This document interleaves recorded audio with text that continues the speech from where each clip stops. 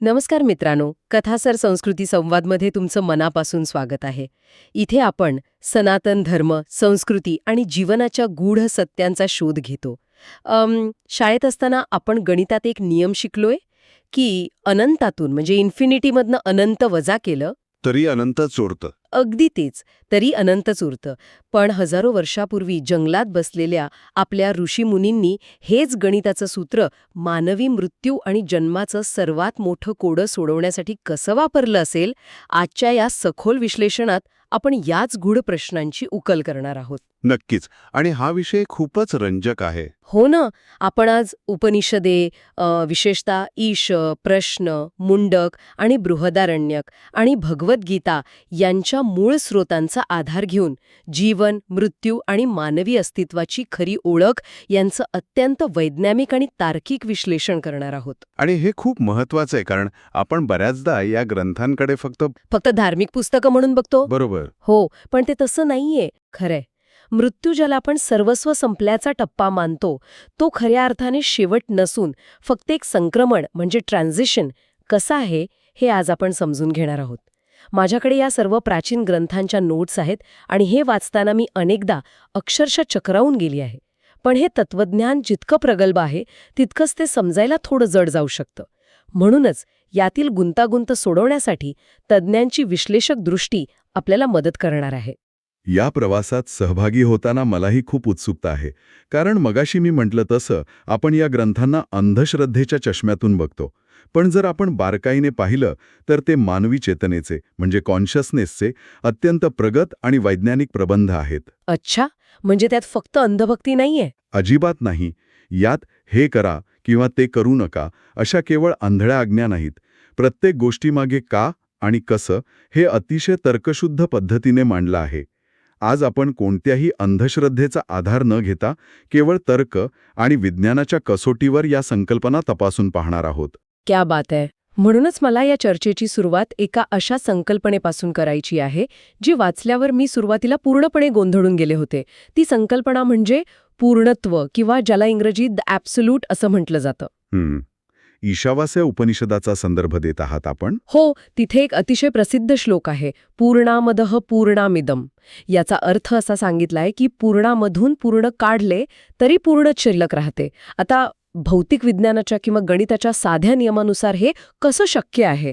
म्हणजे बघा, जर मी एका सफरचंदामधून अर्धा भाग काढला तर तो अर्धाच राहतो. हो, मग हे असं कोणतं पूर्ण आहे ज्यातून काहीही काढलं तरी ते कमी होत नाही? भौतिक जगात या गोष्टीचा अर्थ लागणं कठीण आहे हे मी नक्कीच समजू शकतो. पण आपण जे सफरचंदाचं उदाहरण दिलं ते जड किंवा भौतिक वस्तूचं झालं. उपनिषदे इथे भौतिक वस्तूंबद्दल बोलतच नाहीयेत, ती बोलत आहेत चेतनेबद्दल, म्हणजेच अंतिम सत्याबद्दल. अच्छा, म्हणजे ब्रह्मण या संकल्पनेबद्दल. अगदी बरोबर. हे समजून घेण्यासाठी आपल्याला मघाशी आपण उल्लेख केलेल्या अनंत या कल्पनेकडे जावं लागेल. किंवा आपण एका अतिशय साध्या उदाहरणाने हे पाहूया. ज्ञानाचं उदाहरण घेऊ. बरं. जर एखाद्या शिक्षकाने आपलं सर्व ज्ञान आपल्या विद्यार्थ्याला दिलं तर त्या शिक्षकाचं स्वतःचं ज्ञान कमी होतं का? नाही, ते तर पूर्णच राहतं. अगदी हेच. उपनिषदांचा हा श्लोक हेच सांगतो की या दृश्यमान जगाचा स्रोत हा पूर्ण आहे आणि हे जे भौतिक जग निर्माण झालं आहे तेही त्यातूनच आल्यामुळे पूर्ण आहे. सनातन धर्माचा पायाच मुळात अद्वैत या संकल्पनेवर उभा आहे. अद्वैत म्हणजे दोन नसून एकच असणे. एक मिनिट, हे अद्वैत समजून घेण्यासाठी या स्रोतांमध्ये एक अत्यंत सुंदर साधर्म्य दिलेलं आहे जे मला खूप भावलं. कोणतं साधर्म्य? ते म्हणजे समुद्र आणि लाटांचे उदाहरण. आपण जर एखाद्या लाटेकडे पाहिलं तर प्रत्येक लाट स्वतःला समुद्रापेक्षा वेगळी समजते. तिला वाटतं की माझा जन्म झाला, मी आता मोठी होत आहे आणि किनाऱ्यावर धडकून मी मरणार. हा झाला द्वैताचा विचार, जिथे लाट स्वतःला वेगळी मानते.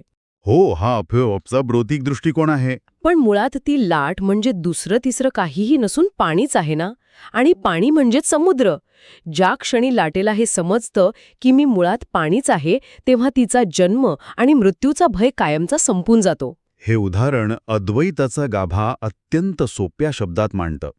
आणि इथूनच मग सनातन धर्म आणि जगातील इतर काही द्वैतवादी म्हणजे ड्युएलिस्टिक विचारसरणींमधला एक अत्यंत महत्त्वाचा आणि मूलभूत फरक समोर येतो.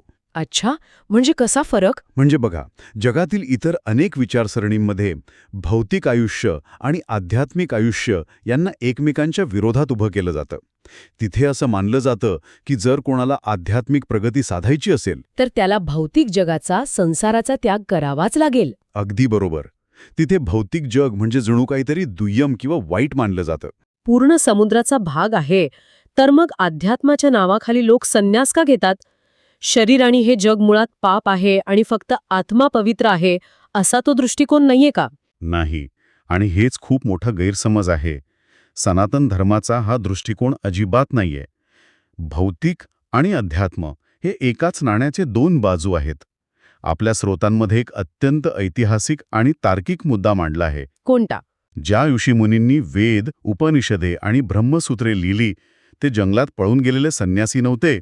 ते संसारी होते, त्यांना कुटुंबे होती आणि त्यांनी आपला उदरनिर्वाह करण्यासाठी कामही केलं होतं. अरे चा, म्हणजे ते आपल्यासारखेच सामान्य आयुष्य जगत होते. हो ना? जर भौतिक जगाला आपण नाकारलं तर त्याचा अर्थ स्वतःच्याच एका शाश्वत भागाला नाकारण्यासारखा होतो. यामुळे एक प्रकारचा आध्यात्मिक आणि मानसिक गोंधळ निर्माण होतो. म्हणजे ज्याला आपण स्पिरिच्युअल सायकोसिस म्हणतो. अगदी तेच. कारण अशा परिस्थितीत माणूस ज्या जगाचा तो स्वतः एक भाग आहे, त्यालाच दाबू पाहतो, त्याचा तिरस्कार करतो. सनातन धर्मानुसार जगात राहूनही अलिप्त राहता येतं. भौतिक जगाचा तिरस्कार करण्याची अजिबात गरज नाही. हे खरंच खूप विचार करायला लावणारं आहे. पण जर भौतिक जग खोटं नाहीये आणि भौतिक आयुष्य आध्यात्मिक आयुष्यापेक्षा वेगळं नाहीये, तर मग आपण या जगात वावरायचं कसं? इथे मला एक मोठा प्रश्न पडतो. नक्कीच, हा एक नैसर्गिक प्रश्न आहे. कारण उपनिषदांमध्ये शरीर आणि मनाच्या शुद्धतेवर खूप जास्त भर दिला आहे. आपण नेहमी ऐकतो की अन्न शुद्ध असावं. आता भौतिक जगात मी पिझ्झा खाल्ला काय किंवा साधी पोळी खाल्ली काय? अन्नाचा माझ्या अध्यात्माशी काय संबंध असू शकतो? यामागे नेमकं काय विज्ञान आहे? यामागे अत्यंत सखोल विज्ञान आणि एक अचूक यंत्रणा आहे. आपण जे अन्न खातो त्यातून फक्त आपलं रक्त आणि मांस बनत नाही. मग अजून काय बनतं? उपनिषदे अत्यंत ठामपणे सांगतात की अन्नाची एक सूक्ष्म ऊर्जा असते, ज्याला आपण सटल एनर्जी म्हणू शकतो. जसं अन्न तसं मन. अच्छा, म्हणजे अन्नाचा थेट मनावर परिणाम होतो. हो, जेव्हा आपण अन्न ग्रहण करतो तेव्हा भौतिक शरीराला आवश्यक असणारे घटक पचवले जातात, पण त्याच अन्नामध्ये असलेल्या सूक्ष्म लहरी किंवा व्हायब्रेशन्स आपलं मन तयार करतात. म्हणजे जर अन्नाची निर्मिती किंवा ते बनवण्याची प्रक्रिया हिंसक असेल, अगदी बरोबर. किंवा ते अत्यंत रागाने आणि नकारात्मक ऊर्जेने बनवलं असेल, तर आपण ती सूक्ष्म ऊर्जा आपल्या मनात शोषून घेतो. याचा थेट परिणाम आपल्या विचारांवर आणि पर्यायाने आपल्या कर्मांवर होतो. बापरे, म्हणजे अन्नाचे भौतिक घटक शरीराला मिळतात आणि त्याचे अदृश्य सूक्ष्म घटक थेट मनाला जाऊन भिडतात. कमाल आहे. आणि मला वाटतं इथूनच मग कर्म आणि चांगले वाईट याच्या व्याख्येचा मुद्दा येतो. हो, आणि तो खूप महत्वाचा आहे. हे वाचताना मला अक्षरशः धक्काच बसला. कारण सनातन धर्माची नैतिकतेची व्याख्या ही जगातील इतर विचारसरणींपेक्षा खूप वेगळी आहे. इतर ठिकाणी पाप म्हणजे काय, तर देवाने किंवा एखाद्या धर्मग्रंथात हे करू नको म्हणून सांगितलंय. तरीही ते करणं म्हणजे पाप. तिथे एक प्रकारची आज्ञा किंवा देवाची भीती असते. हो, पण सनातन धर्मात अशी कोणतीही आज्ञावली किंवा कठोर नियम नाहीत, बरोबर? अगदी बरोबर ओळखलत. सनातन धर्मात कोणतीही गोष्ट चांगली किंवा वाईट ही देवाने सांगितली म्हणून ठरत नाही, तर त्या गोष्टीच्या मूळ स्वरूपानुसार ठरते. मूळ स्वरूप म्हणजे? इनेट कॅरेक्टर. हो, धर्म इथे कुणाला शिक्षा करायला बसलेला न्यायाधीश नाही. धर्म फक्त निसर्गाचा नियम सांगतो. जसं अग्नीचा धर्म जाळणे आहे, तो तुम्हाला शिक्षा करण्यासाठी जाळत नाही, तो त्याचा स्वभाव आहे. या गोष्टीसाठी स्रोतांमध्ये माता आनंदमयी यांचं एक उदाहरण दिलं आहे. मला ते इतकं प्रभावी वाटलं की मी ते खास लिहूनच काढलं. काय होतं ते उदाहरण? त्यांना जेव्हा लोक विचारायचे की एखादी गोष्ट करणे योग्य आहे की अयोग्य, तेव्हा त्या म्हणायच्या, जी गोष्ट तुम्हाला तुमच्या सर्वोच्च ध्येयाकडे घेऊन जाते ती चांगली, आणि जी गोष्ट ध्येयापासून दूर नेते ती वाईट. किती सोपं आणि स्पष्ट आहे हे. हो ना. मी जेव्हा यावर विचार करत होते तेव्हा मला जाणवलं की हे तर अगदी आपल्या गाडीतल्या GPS सिस्टमसारखं आहे. GPS सिस्टीम हा विचार खरंच खूप रंजक आणि आधुनिक आहे, पण तो इथे कसा लागू होतोय थोडं स्पष्ट कराल? म्हणजे बघा, जेव्हा आपण गाडी चालवत असतो आणि जीपीएसनी सांगितलेला रस्ता आपल्याकडनं चुकतो, तेव्हा जीपीएस आपल्यावर ओरडत नाही की तू पापी आहेस, तू रस्ता चुकलास, आता तुला नरकात जावं लागेल. हा बरोबर आहे, ते ओरडत नाही. ते फक्त शांतपणे रिराउटिंग करतं आणि ध्येयाकडे जाण्याचा दुसरा मार्ग दाखवतं. सनातन धर्माची नैतिकताही मला तशीच वाटते. जी कृती, जो विचार आपली चेतना अंधारमय करतो किंवा संकुचित करतो, ती दिशा चुकीची. आणि जी कृती आपली चेतना विस्तारते, मन शांत करते, ती दिशा बरोबर. यात कुठलीही अंधश्रद्धा नाहीये. खरंच, हा निव्वळ बुद्धिमत्ता आणि स्वतःशी असलेला प्रामाणिकपणा आहे. हे उदाहरण खरोखरच डोळे उघडणारे आहे, कारण हेच कर्म या संकल्पनेचा मूळ अर्थ स्पष्ट करतं. तो कसा? धर्म या शब्दाचा संस्कृत अर्थच धारण करणे असा आहे. That which upholds.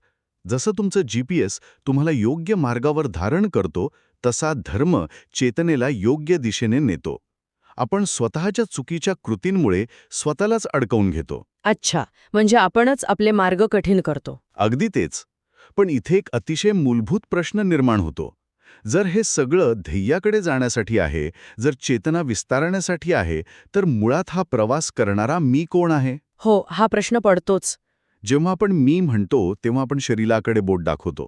पण शरीर म्हणजेच मी आहे का? आणि इथेच आपण अस्तित्वाचे स्तर आणि चेतनेचा विकास या अत्यंत महत्वाच्या टप्प्यावर येतो. तैत्तरीय उपनिषदात या मीचे अत्यंत तपशीलवार आणि वैज्ञानिक वर्गीकरण पाहायला मिळतं. तिथे मानवी अस्तित्वाचे वेगवेगळे कोश सांगितले आहेत. हो, ज्याला इंग्रजीत शीट्स म्हणतात. बरोबर. जसं भौतिक शरीर म्हणजे अन्नमय कोश, प्राणमय शरीर आणि मनोमय शरीर. आपण नेहमी स्वतःला फक्त आरशात दिसणारं हे हाडामांसाचं शरीर मानतो, पण स्रोत सांगतात की हे फक्त बाहेरचं आवरण आहे. या प्राणमय शरीराबद्दल थोडं सविस्तर सांगाल का? कारण प्राण म्हणजे आपण नेहमी फक्त श्वास असाच अर्थ घेतो. हा एक खूप मोठा गैरसमज आहे.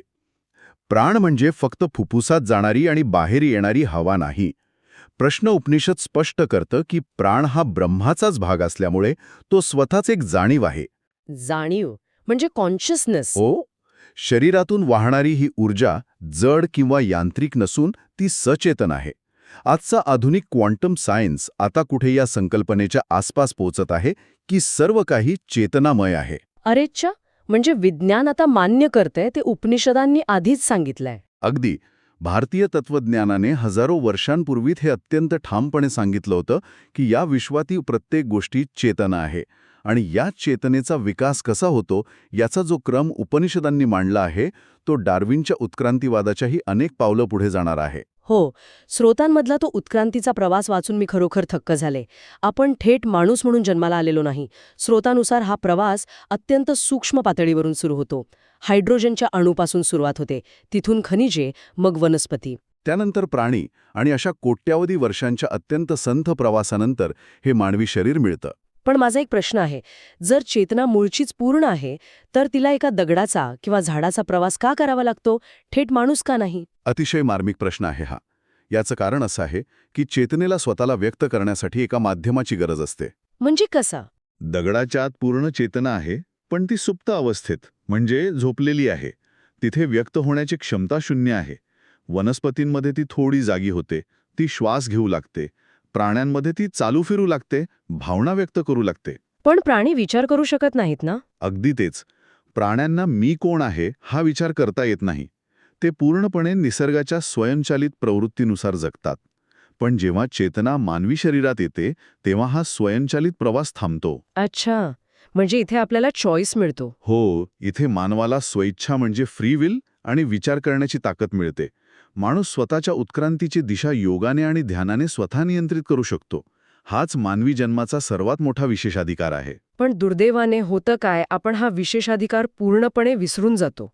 आपण हे मर्यादित शरीर म्हणजेच आपलं अंतिम सत्य मानून जगतो. यासाठी स्रोतांमध्ये एका दारुड्याचं उदाहरण दिलं आहे, जे वाचताना मला खरंच खूप हसू आलं होतं, कारण ते इतकं चपखल आहे. हो, मला आठवतंय ते उदाहरण. एक माणूस खूप दारू प्यायलेला असतो आणि रस्त्यावरून लंगडत चाललेला असतो.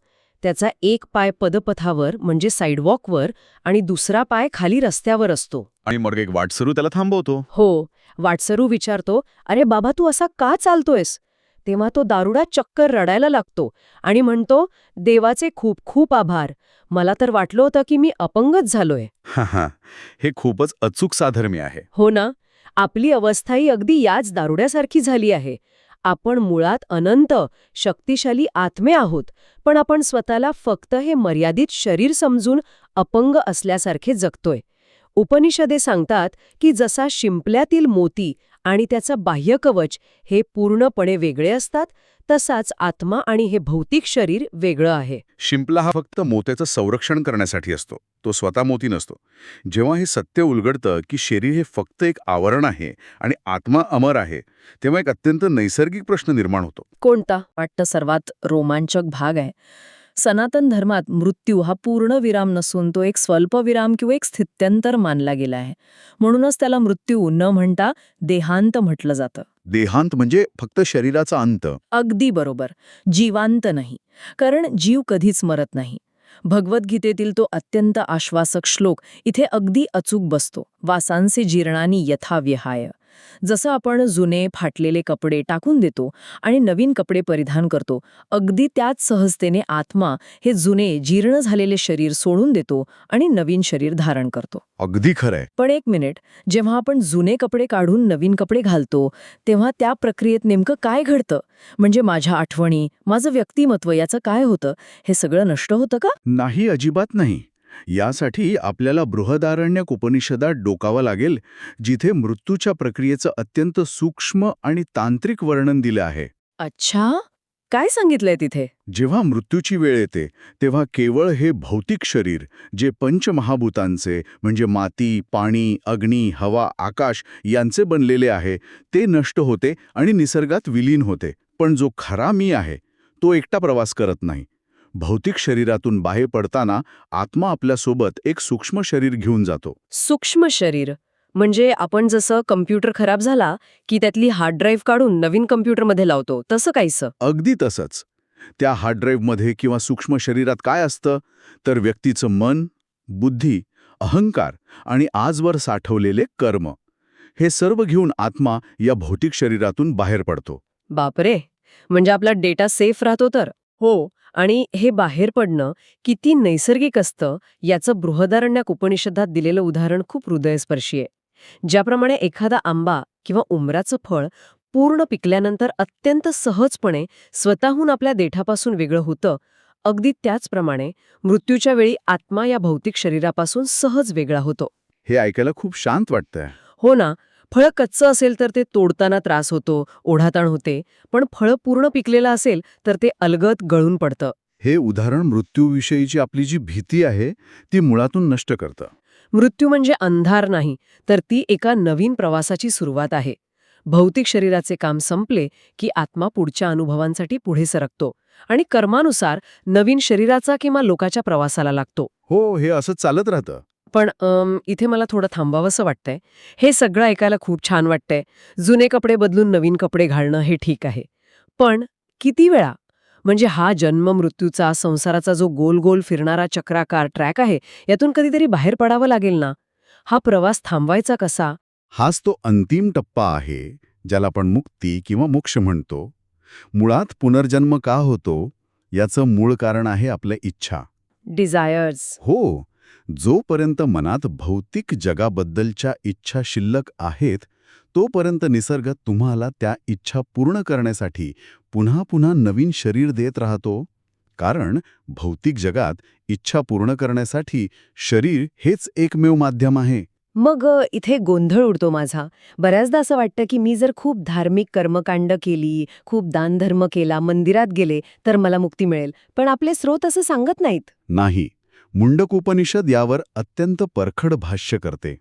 उपनिषद स्पष्ट सांगतं की या सत्कर्मामुळे, दानधर्मामुळे तुम्हाला उत्तम कर्म नक्कीच मिळेल. अच्छा, मग त्याचा फायदा काय? त्याचा फायदा असा की तुम्हाला कदाचित स्वर्ग नावाच्या उच्च लोकात जायला मिळेल. पण तो स्वर्ग म्हणजे अंतिम मुक्ती नाही. बापरे, म्हणजे स्वर्ग सुद्धा कायमस्वरूपी नाही? नाहीच. मुंडकू उपनिषदात याला चक्क एक रिटर्न तिकीट म्हणलं आहे. स्वर्गात मिळणारे सुख हे तुमच्या पुण्याच्या बँक बॅलन्सवर अवलंबून आहे. जसजसं तुमचं पुण्य तिथे उपभोगून संपत जातं तसतसं तुम्हाला या मृत्यूलोकात पुन्हा परत यावंच लागतं. म्हणजे कर्मकांड तुम्हाला राहण्यासाठी चांगली जागा देतील, पण या चक्रातून कायमचं बाहेर काढू शकणार नाहीत. अगदी बरोबर. या जन्ममृत्यूच्या चक्रातून कायमचं बाहेर पडण्याचा एकमेव मार्ग म्हणजे ज्ञान. ज्ञान म्हणजे स्वतःच्या खऱ्या स्वरूपाची, त्या अद्वैताची ओळख.